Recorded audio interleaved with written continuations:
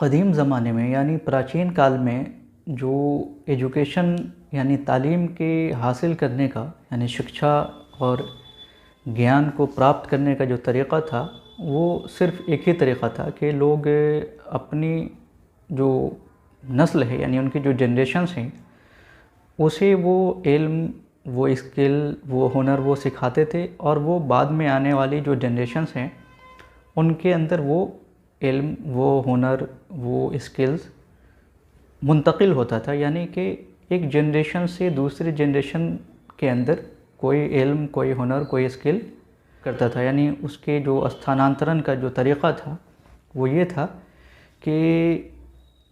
एक बंदा उसने कोई स्किल सीखा, उसने कोई हुनर, कोई इल्म, कोई ज्ञान उसने कहीं से हासिल किया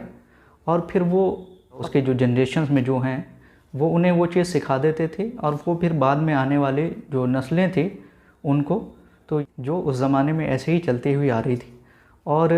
ये हर ज़माने का हर दौर में इल्म और हुनर के एक जनरेशन से दूसरी जनरेशन से यानी एक पीढ़ी से दूसरी पीढ़ी में जो मुंतकिल होता है, यानी वो जो इल्म जो एक जनरेशन से दूसरी जनरेशन में जाता है, कोई भी नॉलेज, तो उसका ये तरीक़ा पुराने ज़माने में, क़दीम ज़माने में, प्राचीन काल में सिर्फ़ यही एक तरीक़ा था। और ना उस ज़माने में किताबें थीं, ना लिखने के लिए लोगों के पास कागज़ था, ना पेपर थे, ना कलम था। तो सिर्फ़ एक ही ज़रिया था कि लोग वर्बली यानी कलाम के ज़रिए से मौखिक तौर पे या फिर उसके बिहेवियर के ज़रिए से उसे अडॉप्ट करते थे और कोई दूसरा तरीक़ा नहीं था कि इंसान किसी चीज़ों को सीख सके। और दूसरे लोगों को सिखाने के लिए भी कि अब ज़्यादा से ज़्यादा लोगों को वो स्किल, वो हुनर, वो इल्म सिखा देते थे लोग, ताकि वो बाद में आने वाली जो नस्लें हैं उनके अंदर, तो यही एक तरीक़ा था और कोई दूसरा तरीक़ा नहीं था। उसके बाद फिर किताबत का दौर शुरू हुआ, यानी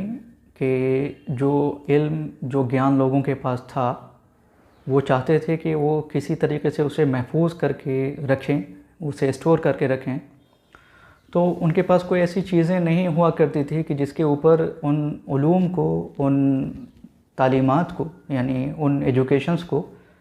उन स्किल्स को कि वो लिख के वो महफूज करके रखते। और ना आज के ज़माने की तरह उनके पास वीडियोस कैमरा थे, ना उनके पास ऐसी कोई डिवाइसेस थी कि जिसे वो स्टोर करके रखते।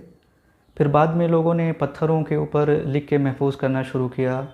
उसके बाद पेड़ों की छाल को काट के उसके ऊपर लिख के महफूज करना शुरू किया। यानी कि जो डेटा स्टोरेज का जो काम है वो बहुत मुश्किल काम था और किसी भी उलूम को उनकी जो आने वाली नस्लें हैं उन तक पहुंचाना, उसको बाकी रखना, उसको महफूज करना, यानी जो डेटा स्टोरेज है, जो आंकड़े का संरक्षण है, यानी आप ये समझिए कि जो इल्म है यानी जो एजुकेशन है उसको दूसरी नस्लों तक कैसे पहुंचाया जाए, ये बहुत बड़ा मसला था लोगों के लिए। और ये नबी करीम सल्लल्लाहु अलैहि वसल्लम को भी पेश आया कि उनके पास जो ह्यूज अमाउंट ऑफ नॉलेज था, जो कि आज हम सब कुरान करीम से वो इल्म हासिल कर रहे हैं और न जाने कितनी नस्लें उस इल्म को महफूज करते हुए चली आ रही हैं। तो असल मेरा बताने का ये मकसद है कि उस ज़माने में इल्म को महफूज करने का, यानी नॉलेज को महफूज करने का, स्टोर करने का कोई दूसरा तरीक़ा नहीं था। और जो तरीक़े थे भी वो बहुत ज़्यादा टफ़ थे, बहुत ज़्यादा मुश्किल थे उसके अंदर। चूँकि अगर किसी चीज़ के बारे में अगर लिखना है आपको और उन चीज़ों को लिख के स्टोर करना है तो उसके स्टोरेज के लिए बहुत सारी जगह चाहिए। और आज के ज़माने की तरह नहीं है कि अब जैसे आप देखते होंगे रजिस्ट्री ऑफिस में गए होंगे तो वहाँ ज़मीन की खाता बही होती है, यानी ज़मीन जो लोग लिखवाते हैं तो उसका जो पेपर होता है वो रजिस्ट्री ऑफिस में जमा होता है। मैं एक बार गया तो मैंने देखा वहाँ पे कि एक कमरा है जिसके अंदर हमने देखा कि बहुत ह्यूज अमाउंट में खाता सब पड़ा हुआ है, यानी ज़मीन का जो खाता खसरा जहाँ होता है। और उसके अंदर जब मैं गया तो मुझे छींक आने लगी। तो उसको महफूज करने के लिए उन्होंने बहुत बड़ा सा एक हॉल टाइप का, एक वेयर हाउस टाइप का बनाया हुआ है और उसमें वो उस डेटा को महफूज करके रखते हैं। तो अब हर जगह जो ज़मीन के जो कागज़ात हैं उनको स्टोर करके रखने के लिए उन लोगों ने भी अब डेटा को कंप्यूटराइज़ करके कंप्यूटर के ऊपर सेव करना शुरू कर दिया है। तो मेरा कहने का ये मकसद है कि उस ज़माने में जो डेटा था, यानी जो इल्म था, जो एजुकेशन जो नबी करीम सल्लल्लाहु अलैहि वसल्लम को लोगों को देनी थी, जो तालीमात, जो शिक्षा उन्हें देनी थी, उन तालीमात को लोगों तक पहुंचाना उनके लिए बड़ा मुश्किल काम था। और उसके लिए उनको चाहिए थे group of people man and group of people women, यानी मर्दों की कसीर तादाद और औरतों की कसीर तादाद की ज़रूरत थी। तो मर्दों की तादाद तो सहाबा किराम जो उनके थे, जो कंपेनियन थे, वो थे ही। अब मसला ये था कि जो वैसे मसाइल थे जो सिर्फ़ और सिर्फ औरतों के ताल्लुक़ से महदूद थे, और उन मसाइल के बारे में सवाल करना किसी भी औरत के लिए, किसी भी ख़ातून के लिए, किसी भी महिला के लिए ये काम बड़ा मुश्किल और शर्मिंदगी का होता है कि वो किसी मर्द से अपने जिस्म के उन इमराज़ के बारे में या फिर उन मसाइल के बारे में बात करे, तो उन्हें अकवर्ड फ़ील होता है, उन्हें शर्मिंदगी का एहसास होता है और वो कतराती हैं उन मसाइल को पूछने से। तो ये कि नबी करीम सल्लल्लाहु अलैहि वसल्लम किस लिए मबूस फरमाए गए, यानी कि उनकी जो बेअसत हुई है वो क्या है, वो ख़ातमुन नबिय्यीन है, यानी कि नबियों का जो सिलसिला है वो उनसे ख़त्म हो गया, अब कोई नबी आने वाला नहीं है। और जो इंस्पिरेशन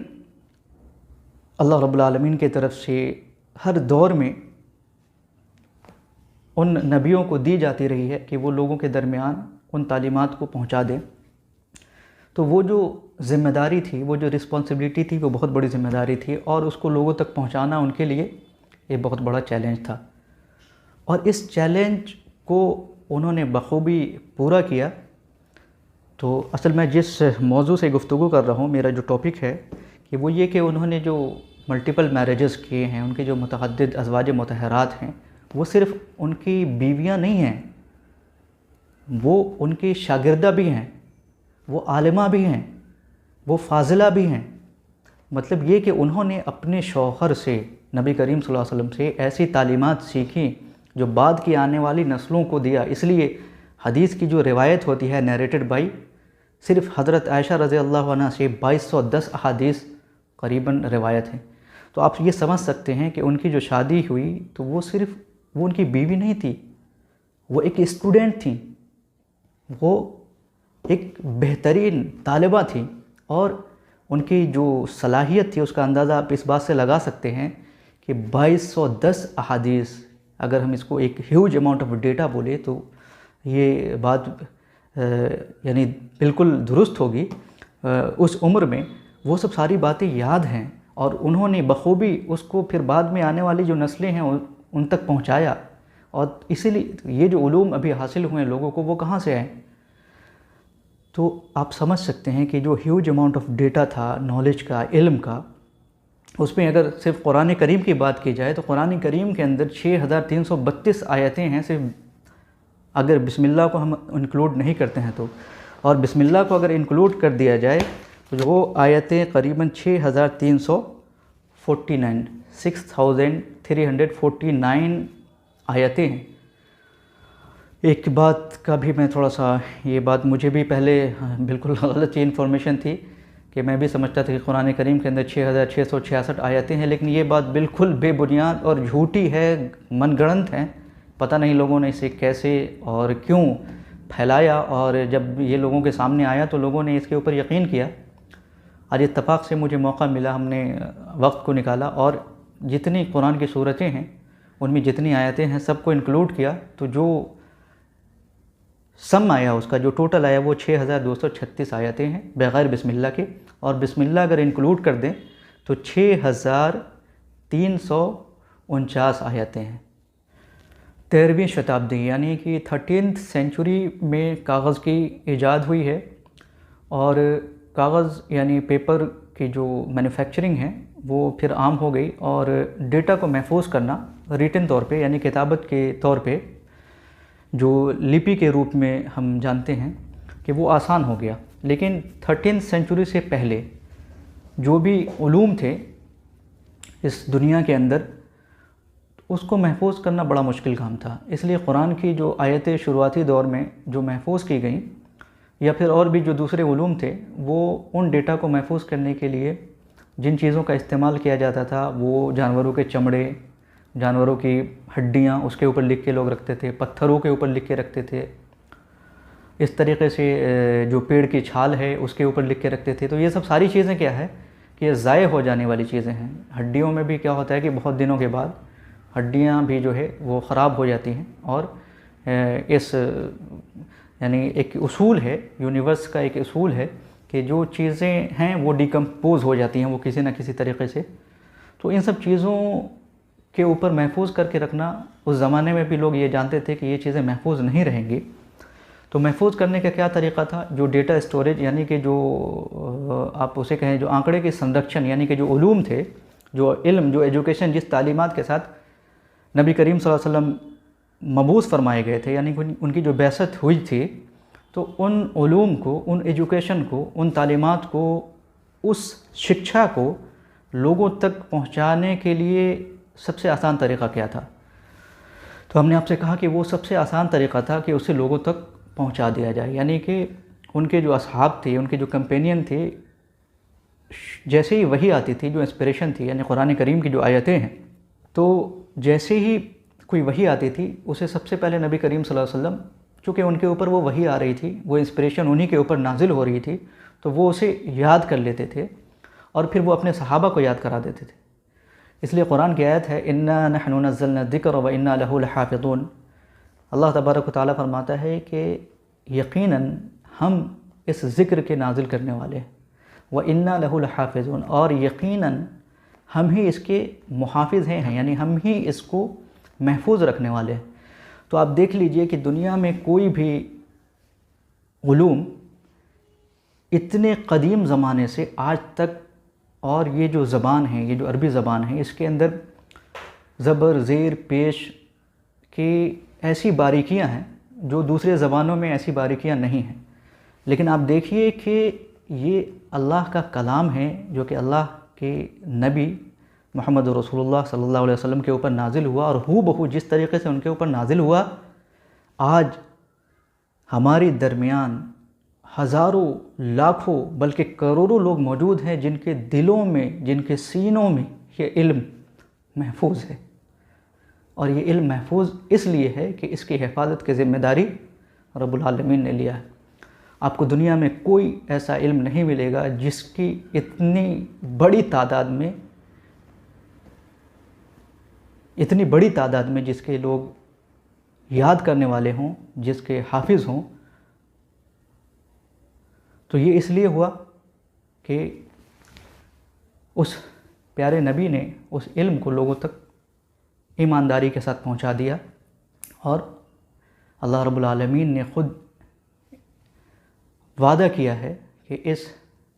इन्ना नहनु नज़्ज़लना ज़िक्र व इन्ना लहू लहाफ़िज़ून, कि यकीनन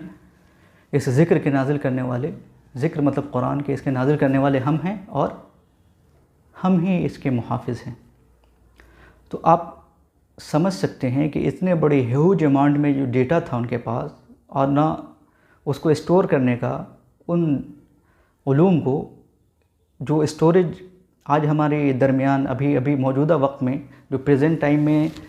डेटा को स्टोर करने का जो हमारे पास साधन है वो बहुत है। हम मेमोरी कार्ड में, किसी चिप के अंदर, इंटरनेट के ऊपर, अपने ईमेल आईडी के अंदर कहीं भी डेटा को महफूज करके रख सकते हैं। लेकिन उस ज़माने में सिर्फ़ एक ही तरीक़ा था डेटा महफूज करने का। वो क्या तरीक़ा था कि वो किसी को सिखा दिया जाए, वो इल्म, वो शिक्षा किसी को दे दी जाए।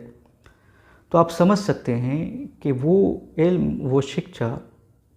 नबी करीम सल्लल्लाहु अलैहि वसल्लम ने न सिर्फ़ अपने असहाब को दिया, बल्कि उनकी जो मुतअद्दिद अज़वाज मुतहरात हैं उसके पीछे जो हिकमत पोशीदा है, वो ये सबसे बड़ी हिकमत यही है कि वो सिर्फ़ औरतें नहीं थीं, वो जो डेटा है, जो इल्म है, जो शिक्षा है, वो उसकी एक मीडियम थी स्टोर करने की।